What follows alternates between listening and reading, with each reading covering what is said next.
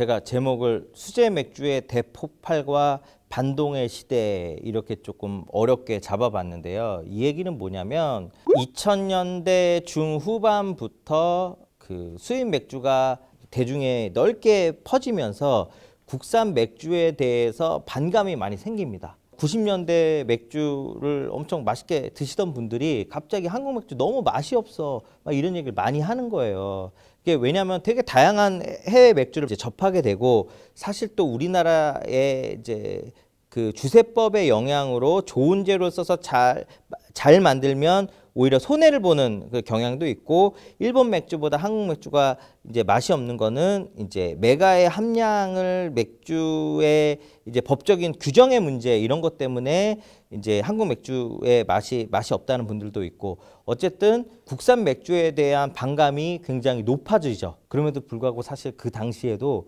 블라인드 테스트를 하면 한국 맥주가 더 높은 점수를 받기도 하고 그런 시절도 있었어요. 그러다가 이제 한국 맥주의 반감이 가장 폭발하게 된 건 이제 2012년에 그 이코노미스트 당시 한국 특파원이던 다니엘 튜터라는 분이 이제 이런 글을 기고를 하죠. 대한민국 맥주는 북한의 대동강 맥주보다 맛이 없다. 이제 여기서 이제 이게 이슈를 빵 타면서 이제 폭발하게 됩니다. 근데 그 다니엘 튜터라는 기자는 나중에 더부스라는 수제 맥주의 이제 창업자로 또 참여를 하게 되죠. 어쨌든 이러면서 한국 맥주 맛이 없다 어쩌다 막 이런 얘기 나오고 그다음에 좀 수입의 대중주들이 막 수입이 많이 되면서 이거에서 이제 한 단계를 더 넘어갔고 이른바 크래프트 맥주가 한국에 쏟아지기 시작합니다. 처음에는 뭐 인디카라든지 로그라든지 뭐 이 정도 맥주가 뭐 이제 들어오네 이제 이런 게 크래프트 맥주예요 이렇게 하다가 또 이제 스컬핀도 들어오고 그리고 또 저도 연관이 있는 히타치노 네스트라는 일본 최고의 부티크 맥주가 막 들어오면서 한국 시장에 크래프트 맥주, 수제 맥주가 막 폭발을 하게 돼요. 우리나라 사람들이 굉장히 놀라운 게 뭐냐면 이제 일본만 가도 이제 크래프트 맥주들이 이렇게 뭐 바틀샵이라든지 이런 게 생기는 게 몇십 년 동안 야금야금 생기는데 한국은 이게 특징이 한번 붐이 빵 오면 이게 막 기하급수적으로 막 늘어요. 그래서 불과 한 3년, 4년 만에 일본의 몇십 년의 크래프트 맥주 씬을 확 초월을 하게 되죠. 그래서 뭐 변두리에 이마트 홈플러스만 가도 맥주 종류가 막 300종이 막 쫙 이렇게 진열돼서 5만 맥주가 있는 거예요. 이걸 보고 그때 당시에 뭐 일본에서 오신 크래프트 맥주 회사 사람들이 놀래더라고요. 연도별로 보면 그런 와중에서 2014년에 드디어 주세법이 개정이 돼서 소규모 맥주 생산이 허용이 되죠.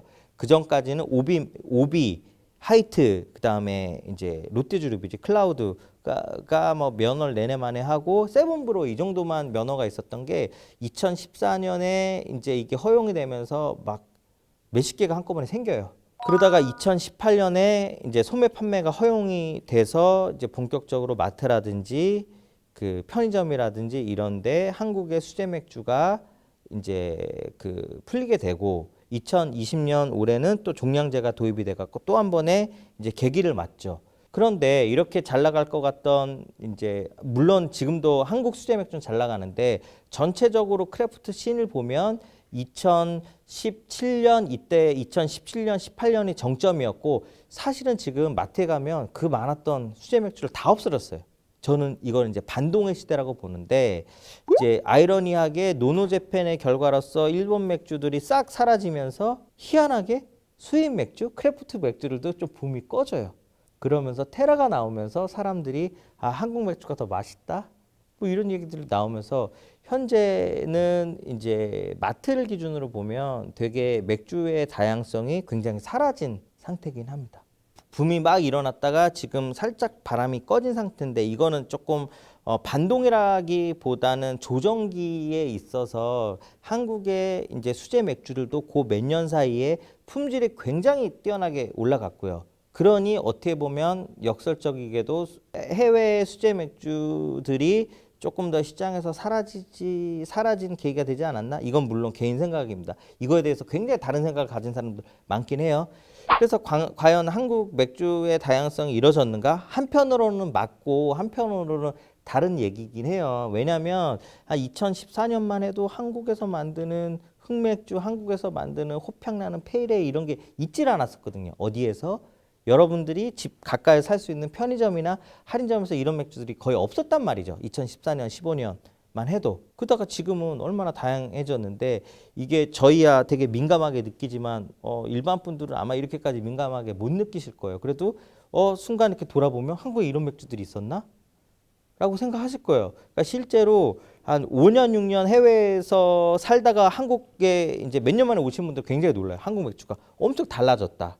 이거는 되게 또 다양성이 이루어진 부분이 있는 거죠. 앞으로의 전망은 이건 이제 좀 이해관계가 좀 충돌하긴 하는데 내가 아주 솔직하게 얘기를 할 수가 없네.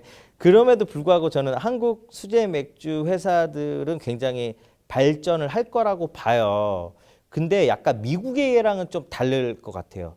이게 참 얘기하긴 애매한데 이제 한국 수제 맥주 시장을 두고 미국의 사례를 많이 예시를 들거든요. 이제 미국 같은 경우에는 이제 79년에 수제 맥주에 관련된 법이 개정이 돼서 지금 수제 맥주는 전체 시장 점유율의 10% 정도 되고 금액 기준으로 한 15% 정도 되는 모양이더라고요. 근데 한국은 조금 한계가 있긴 해요. 왜? 그 옛날에 만든 4캔만 원이라는 프레임 때문에 더 좋은 맥주를 반대로 만들 수가 없는 거예요. 한국 사람들 소비자의 머릿속에는 맥주는 4개 10,000원 하면 뭐 마트나 편의점에서 2,500원 이상 되는 맥주를 팔 수가 없다니까요. 근데 일본이나 미국이나 이런 경우는 굉장히 다르기 때문에 이거는 조금 한국 시장을 제약하는 되게 장애가 될 거라고 보고 또 하나는 한국 맥주가 현재는 편의점에 너무 쏠려 있어요. 이 경우도 이제 대한민국이 굉장히 특이한 케이스라고 보는 건데 쿠팡이나 이런 온라인 시장이 굉장히 발전이 되는데 술은 온라인 판매가 현재로서는 허용이 되어 있지 않기 때문에 편의점 쪽으로 좀 더 쏠리는 경향이 있는 겁니다. 이건 이제 한국 시장의 되게 특이한 이제 현상이다. 그럼에도 불구하고 한국의 수제 맥주는 굉장히 성장을 계속 할 것이다. 이렇게 이야기를 마무리하겠습니다. 한국 맥주의 시작과 지금까지 한번 살펴봤는데 재밌으셨나요? 구독, 좋아요, 알림 설정 눌러주세요. 하하하하.